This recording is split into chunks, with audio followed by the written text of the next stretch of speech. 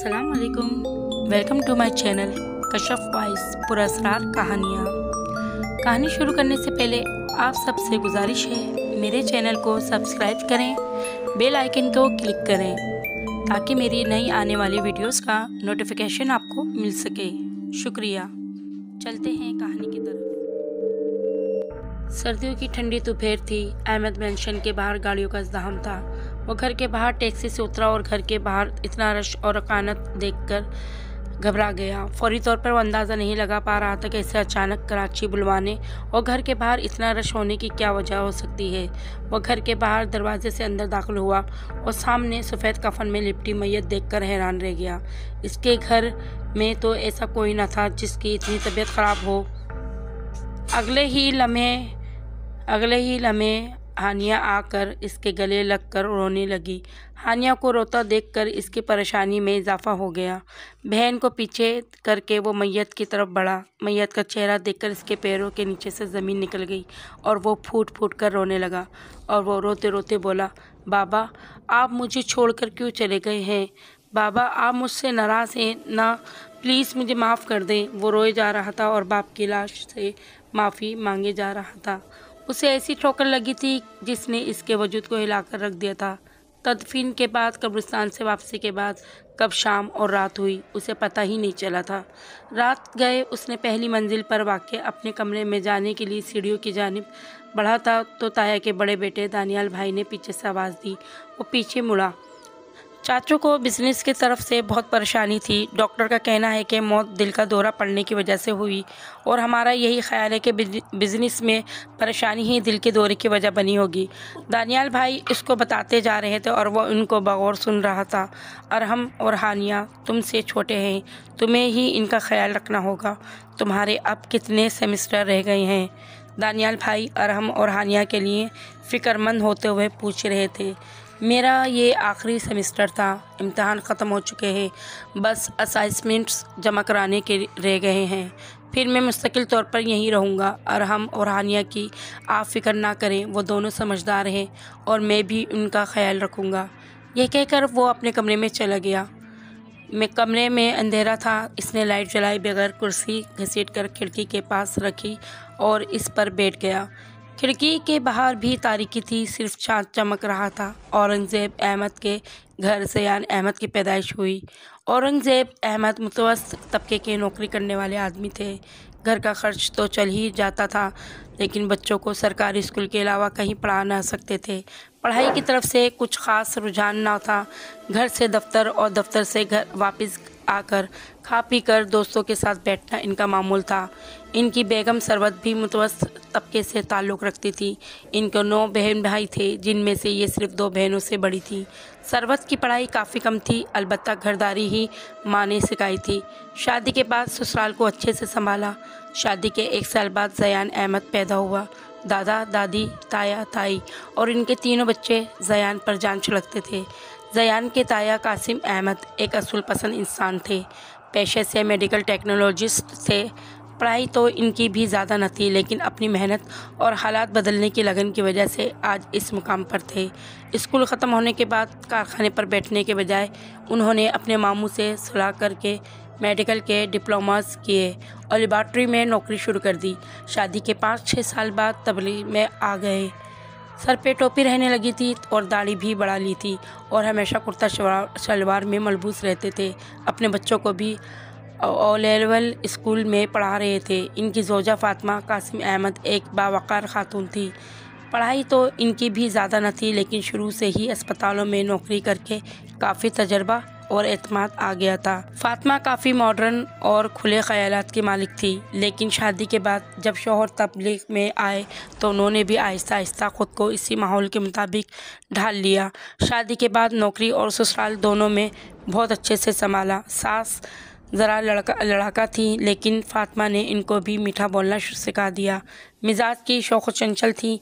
ख़ानदान के सबसे बड़े बूढ़ों की आँखों का तारा थी। ससुराल का नक्शा सुधारा, सबको रहने का तौर तरीका सिखाया। नंद की भी अच्छी जगह शादी कराई। इनके 3 बच्चे थे, 2 बड़ी बेटियां हया और मायरा, एक और बेटा दानियाल। बच्चे ज़हीन थे और ओ लेवल स्कूल में ज़ेर तामील थे।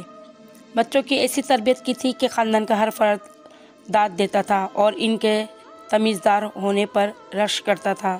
جس علاقے میں یہ لوگ رہتے تھے وہ پہلے تو بہت اچھا تھا، لیکن آبادی بڑھنے کے ساتھ ساتھ کچھ عجیب سا ہو گیا تھا۔ گلی میں لڑکے گالم گلوچ کرتے پھرتے تھے۔ فاطمہ کو اپنے بچوں کو ایسے ماحول میں پالنا گوارا نہ تھا، لیکن گھر بدلنے کے بعد یہ ساس سسر کا بگڑ جانا کچھ نہ کچھ کرنے نہیں دیتا تھا۔ ساس کہتی تھی، جب ہم مر جائیں گے نا تب ہی جائیں گے اس گھر سے۔ فاطمہ اپنے بچوں کو اسکول کے علاوہ گھر سے باہر نکلنے نہیں دیتی تھی۔ بچے تھوڑا اور بڑے ہوئے تو فاطمہ اور قاسم کو بچوں کے اچھے ماحول کی خاطر الگ گھر کرنا پڑا۔ زیان 3 سال کا ہوا تو اس کا چھوٹا بھائی ارحم پیدا ہوا۔ زیان کی ماں ثروت ہر وقت گھر کے کاموں میں لگی رہتی، بچوں کی تربیت پر زیادہ توجہ نہ دیتی۔ بچے دن بھر چپس پاپڑ کھاتے رہتے، پھل سبزیوں سے تو جیسے ان کا دور دور تک کوئی تعلق نہ تھا۔ زیان کو سب سے زیادہ لاڈ اس کے باپ نے کیا تھا۔ باپ روز رات کو کام سے واپس آنے کے بعد زیان اور ارحم کو باہر ٹہلانے کے لیے لے جاتا۔ آہستہ آہستہ بچوں کو باہر جانے کی عادت ہو گئی، اور جس دن اورنگزیب تھکا ہوا آتا اور باہر جانے کی ہمت نہ ہوتی تب بھی بچوں کی ضد کرنے کی وجہ سے ان کو لے جانا پڑتا۔ ثروت کے بچے فاطمہ کے بچوں سے بالکل مختلف تھے۔ زیان اور ارحم پورا دن چبوترے پر بیٹھے رہتے اور ماں سے بات چیت پہ ضد کرتے رہتے، اور ثروت ان کو دن بھر ڈانٹتی مارتی رہتی، جس کی وجہ سے بچے اور ڈھیٹ ہو گئے تھے۔ ایک قاری صاحب بھی زیان کو قرآن پڑھانے آتے تھے، لیکن ان کے جانے کے بعد کوئی اس سے یہ نہ پوچھتا کہ قاری صاحب نے کیا پڑھایا ہے۔ زیان اسکول اور ٹیوشن بھی جاتا تھا، لیکن اس کے ماں باپ کو کچھ خبر نہ تھی کہ وہ کیا پڑھتا ہے اور کیسا پڑھتا ہے۔ زیان کی اسکول سے بھی شکایتیں آتی، لیکن ثروت ان کو سنجیدگی سے نہ لیتی۔ 1 سال بعد زیان اور ارحم کی بہن ہانیہ پیدا ہوئی۔ زیان، ارحم اور دادا دادی کو کھیلنے کے لیے ایک گڑیا مل گئی تھی، اور ثروت اب اور بھی مصروف رہنے لگی تھی۔ ان کو زیان کے معاملے میں سنجیدگی کا احساس تب ہوا جب زیان کا دوسری جماعت کا نتیجہ آیا، اور اس میں وہ بری طرح فیل ہوا تھا۔ ماں باپ اور دادا دادی خوب پریشان ہوئے۔ زیان تباہ کاریوں اور مار پیٹ والے کارٹون دیکھنے کا بہت شوقین تھا، جس کی وجہ سے اس کا دماغ پڑھائی کے لیے بند ہو چکا تھا۔ ان دنوں اورنگزیب کے معاشی حالات بہت زیادہ ہی اچھے ہو چکے تھے۔ ان کو فیکٹری کے بہت سے ورکر کے ساتھ نکالا گیا تھا، اور انہوں نے اپنے دوست کے ساتھ مل کر نیا کاروبار شروع کیا تھا۔ جب اورنگزیب نے زیان کا معاملہ قاسم کو بتایا، قاسم غصے کے ذرا تیز تھے، اور ان کے غصے سے زیان سمیت سب ڈرتے تھے۔ قاسم نے اس مسئلے پر مشورہ دیا کہ میں زیان کو اپنے گھر لے جاؤں گا، اور جب تک یہ تمیز نہ سیکھ لے، پڑھائی نہ کرنے لگے، قرآن نہ مکمل کر لے، تب تک وہ میرے گھر پر ہی رہے گا۔ ایسا کرنے کے لیے اورنگزیب کو دل پر پتھر رکھنا پڑتا، اور زیان کے لیے بھی یہ آسان نہ تھا، لیکن اس کے علاوہ اور کوئی دوسرا حل نہ تھا۔ قاسم زیان کو اپنے گھر لے آیا، ایک اسلامک اسکول میں اس کا داخلہ کروایا۔ جس مدرسے سے دانیال حفظ کر رہا تھا، اس میں زیان کو ناظرے کے لیے لگا دیا۔ حیا، مائرہ اور فاطمہ دن بھر اسے پڑھاتے رہتے، لیکن مجال ہے جو وہ کچھ پڑھ لیتا۔ پھر کچھ دن گزرنے کے بعد اس میں کچھ سدھار نظر آنے لگا۔ وہ تایا کے گھر تو ان کے گھر کے اصولوں کے مطابق رہتا، لیکن جب چھٹیوں میں اپنے گھر رکنے جاتا تو پھر وہی حرکتیں شروع کر دیتا، اور پھر اس کی ماں تایا کو فون کر کے کہتی کہ یہ بہت تنگ کر رہا ہے، اس کو واپس لے جائیں، اور ماں کا یہ رویہ دیکھ کر وہ ماں سے بدگمان ہونے لگا تھا۔ اب زیان 13 سال کا ہو گیا تھا، تائی کا اس سے بھی پردہ تھا، پڑھائی بھی کرنے لگا تھا اور قرآن پاک بھی مکمل کر لیا تھا، تو تایا نے سوچا کہ اب اسے واپس اس کے گھر بھیج دیا جائے۔ زیان اپنے گھر واپس چلا گیا، وہاں کے اسکول میں باقی کی پڑھائی مکمل کی۔ اتنے عرصے تایا کے گھر رہنے کے باوجود اپنے گھر واپس آنے کے بعد وہ پھر وہی بدتمیزی کرنے لگا۔ رات دیر تک گھر سے باہر رہتا، ہر بات پر ضد کرتا۔ اورنگزیب اس کی حرکتوں اور غیر ذمہ داری کی وجہ سے اور پریشان رہنے لگے تھے۔ جیسے تیسے کالج ختم کیا تو اس کا داخلہ کراچی کے بجائے اسلام آباد کی یونیورسٹی کے MBA میں کرا دیا، تاکہ گھر سے دور رہے اور گھر میں سکون ہو۔ اورنگزیب کو بزنس میں ہاتھ بٹانے کے لیے کسی کی ضرورت تھی، لیکن زیان کی غیر ذمہ داری کی وجہ سے اس سے کوئی امید نہ تھی۔ زیان کو ہمیشہ اپنے باپ اور چھوٹی بہن کی یاد آتی۔ یونیورسٹی میں بھی سوچتا تھا کہ اب پڑھائی ختم ہونے کے بعد آخرکار گھر والوں کے ساتھ ہی رہوں گا، لیکن اس کو کیا پتہ تھا کہ قسمت کو یہ موقع نہیں دے گی۔ زیان کے ماں باپ، دادا دادی اور کا انتقال ہو چکا تھا۔ زیان اپنی پھوپھی کی بیٹی فریہ کو پسند کرتا تھا۔ ان کا گھر کافی مذہبی تھا۔ فریہ ایک سیدھی سادھی لڑکی تھی اور اس کے ماں باپ کے خیالات سے بھی زیادہ زیان اچھی طرح واقف تھا۔ اسے پتہ تھا کہ اس کی پسندیدگی کا آگے کوئی مستقبل نہیں ہے، کیونکہ آج تک جس طرح زیان رہا ہے اس کی پھوپھی آنکھوں دیکھی مکھی نہیں نکلیں گی، اور اسی وجہ سے یہ بات کسی کو نہیں بتائی تھی سوائے اپنی بہن ہانیہ کے۔ زیان بھائی، آپ اس قابل بن جائیں تو کوئی بھی آپ کو اپنی بیٹی دے دے گا، اور پھپھا دو ویسے بھی آپ سے بہت محبت کرتے ہیں، وہ کیوں آپ کو منع کریں گے؟ یہ ہانیہ نے اس سے تب کہا تھا جب زیان نے پہلی بار اسے اپنی فریہ میں دلچسپی کے بارے میں بتایا تھا، اور زیان کو پہلی بار لگا تھا کہ اس دنیا میں کوئی ہے جو اس سے اچھی امید میں رکھتا ہے، جو اس پر بھروسہ کرتا ہے۔ لیکن زیان کو تو خود پر بھروسہ نہیں تھا اور اپنے دل کی اس خواہش کو دبانے کی کوشش کرتا رہتا۔ آخری سیمسٹر کے امتحان ہو چکے تھے جب ایک دن اچانک زیان کو یونیورسٹی میں قاسم احمد کا فون آیا، جس پر وہ اس سے فوری طور پر کراچی آنے کا کہہ رہے تھے۔ اس وقت تو اس فون کال کی وجہ سمجھ میں نہیں آئی تھی، لیکن جب وہ وہاں پہنچ کر اس کے سامنے جو وجہ آئی وہ اس کی زندگی کی سب سے بڑی تاریکی تھی۔ لیکن کون جانتا تھا کہ تاریکی ہی انسان کو روشنی ڈھونڈنے پر مجبور کرتی ہے۔ زیان نے اپنی اب تک کی زندگی کا حاصل وصول سوچا، اور پھر جب آگے کچھ نہ سوچا کچھ نہ بچا تو اپنی آنکھیں پوچھی۔ اس نے کبھی سوچا بھی نہ تھا کہ اس کا باپ اسے یوں چھوڑ کر چلا جائے گا، بغیر کوئی شکوہ کیے، بغیر دعا دیے، بغیر۔ زیان اب ہانیہ کی اداسی دور کرنے کے لیے ایسے کام کرتا جس سے وہ خوش ہوتی، اور اس کی خوشی دیکھ کر زیان کو لگتا کہ اس کا باپ بھی خوش ہو رہا ہوگا۔ زیان اب آگے بڑھنے کی کوشش کرنے لگا تھا۔ پہلے جس نے کبھی اللہ کے آگے دوسروں کے ڈر کے علاوہ کبھی سجدہ نہ کیا تھا، آج وہ گھنٹوں جائے نماز پر گزار دیتا تھا، اور اس کی وجہ سے وہ سکون میں تھا جو اسے اللہ کی قربت میں حاصل ہوتا تھا۔ باپ کا بزنس بھی تھا اور تایا اور دانیال بھائی کی مدد سے زیان اور ارحم نے سنبھال لیا تھا۔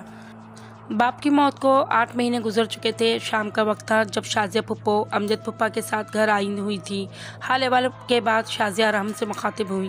چلو بھائی ارحم، جا کر زیان کو بلا لاؤ، آج ہم یہاں بہت ضروری کام سے آئے ہیں۔ یہ سن کر ہانیہ کے چہرے پر ایک معنی خیز مسکراہٹ آئی۔ بیٹا زیان، ہم تمہیں ایک بڑی ذمہ داری سونپنے والے ہیں، سوچا تمہیں چند دن پہلے اطلاع کر دیں۔ پھپھو کے ان الفاظ سے زیان کے چہرے پر کچھ پریشانی ابھری۔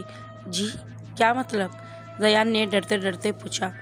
بھائی تم اب ماشاءاللہ کافی بڑے ہو گئے ہو، پڑھائی بھی مکمل کر لی ہے اور کام دھندا بھی کرنے لگے ہو، تو شادی بھی تو کرنی ہے نا؟